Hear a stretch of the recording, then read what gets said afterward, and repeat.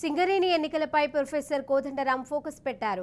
HMS union కు మద్దతుగా సింగరేణి ఎన్నికల ప్రచారంలో తెలంగాణ జనసమితి అధ్యక్షులు ప్రొఫెసర్ కోదండరాం పాల్గొన్నారు. ఈ నెల డిసెంబర్ 27న జరగబోయే సింగరేణి ఎన్నికల్లో కార్మికులు తెలంగాణ ఉద్యోగుల సంఘాన్ని గెలిపించాలని ప్రొఫెసర్ కోదండరాం కార్మికులకు, అధికారులకు విజ్ఞప్తి చేశారు.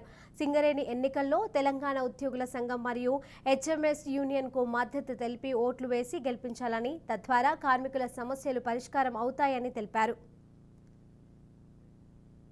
ఒకవైపు ఢిల్లీ ప్రభుత్వం ఏమో ప్రైవేటైజేషన్ చేయాలని చూస్తున్నది, మరోవైపు రాష్ట్ర ప్రభుత్వం కూడా బయటికి తిడుతూ ఉన్నది. కానీ ఏదో ఒక రకంగా ప్రైవేటీకరణకు వాళ్ళు కూడా ప్రోత్సాహం అందిస్తూనే ఉన్నారు. కనుక ఇద్దరు కలిసి మొత్తం మీదనైతే సింగరేణిని అమ్ముకోవాలనే ప్రయత్నం. మేము కోరేది ఏంటంటే, ఇది దేవుడు ఇచ్చింది, ఎవరు పుట్టించింది కాదు.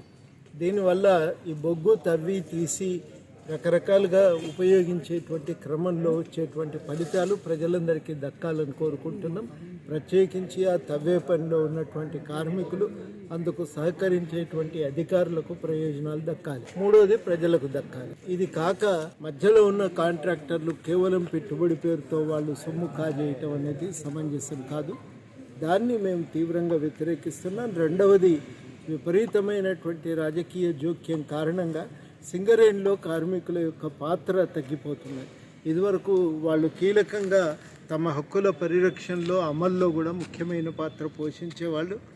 ఇవాళ పరిస్థితి మారిపోయింది. ఓ ట్రాన్స్ఫర్ జరగాలన్నా, ఇల్లు కావాలన్నా, డ్యూటీలలో చిన్న చిన్న మార్పులు కావాలన్నా పిట్టు సెక్రటరీలో, యూనియన్ నాయకులు నిర్ణయించవలసింది పోయి ఇవాళ జెడ్పీటీసీలో, ఎమ్మెల్యేలో నిర్ణయం చేస్తున్నారు. దానివల్ల స్థానిక కార్మికులకు చాలా నష్టం జరుగుతున్నది.